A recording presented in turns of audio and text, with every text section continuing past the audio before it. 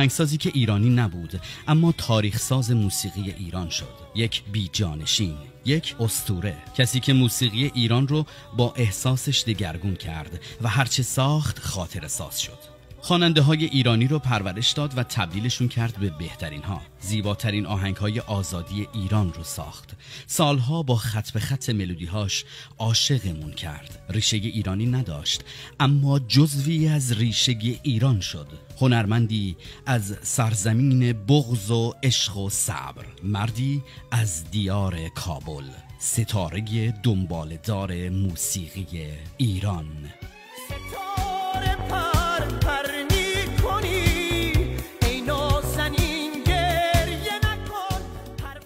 امروز تولد جادوگر موسیقی ایرانه، کسی که سالهاست ما رو با جادوی موسیقی خودش حیرت زده کرده. امروز میخوایم راجع به یک نابغه صحبت کنیم، یک سوپر استار واقعی، کسی که ایرانی نیست اما آبروی موسیقی ایرانه.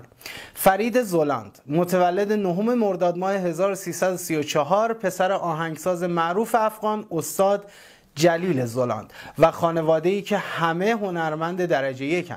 خیلی‌ها شاید با اسم و چهره فرید زلاند آشنا نباشن اما بدون شک عاشق آهنگاش هستن و کلی خاطره باهاش دارن.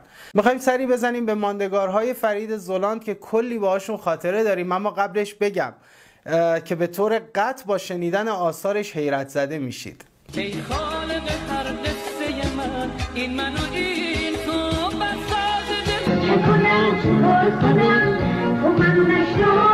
شبا همش به میخونه میرم من سراغ می. خانم گلای خانم گل برام سخت تحمل، به تو نامه می نویسم ای عزیز دلم. زمونه خواست که من از تو جدا شم، این دنیا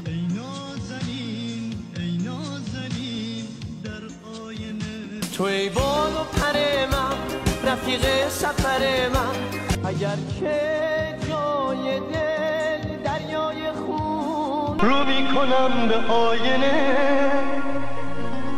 تو از 1001 شبی پریچه، به جز تو زندگی هیچ پریچه.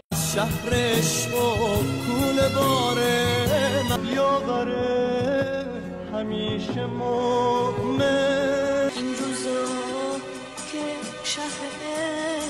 یه قاصد خبرم داد که آفتاب لب بومه، نوشتم رو تنشم دلم مثل دلت خونه، زخمی تر از همیشه. دستم از دست تو دور، این شروع ماجرا. غریبه آی غریبه آی غریب. روزای روشن خدا به خیالم که تو دنیا واسه تو عزیز. مثل باده سرد پایی غم لعنتی. یک بخش کلی توی قانون هست به اسم کپی رایت که کم و بیش باهاش آشنایی داریم. یکی از زیر شاخه‌های کپی رایت قانون حق مؤلفه. یعنی چی؟ یک مؤلف، حالا توی موسیقی میشه ترانه‌سرا و آهنگساز، وقتی به خواننده